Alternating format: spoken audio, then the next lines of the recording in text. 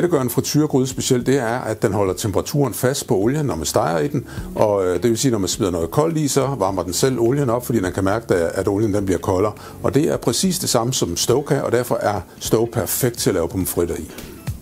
Start med at prikke huller i kartoflerne, så dampen kan komme ud, når de bliver bagt. Sæt dem i ovnen, cirka en time til halvanden. De skal være 99 grader, hvis du har et stegetermometer. Så skal de i køleskabet til dagen efter. Og når de så er kølet ned, så skal de pilles. Vi skal have skralden af, men vi skal ikke have for meget af kartoffel med, at den skal være så grov som muligt.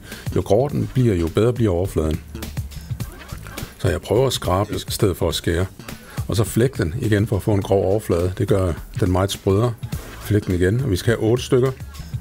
Og her der er jeg heldig. Det er ikke ret tit, man kan det. Nogle gange så er man, eller ofte, så er man faktisk nødt til at bruge en kniv til det sidste. Cirka den her størrelse skal de være. Kartoffelbåde. Olien i. Op på 200 grader med dit stove.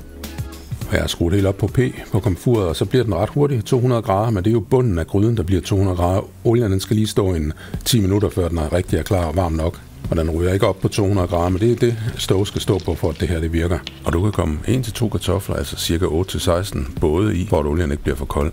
Og når de begynder at blive gyldne, du kan se, at de bliver hurtigt gyldne i kanten, men de er hvide på det flade. Og det flade, det skal have noget farve også, før de er færdige. Ellers så bliver de jo ikke sprøde.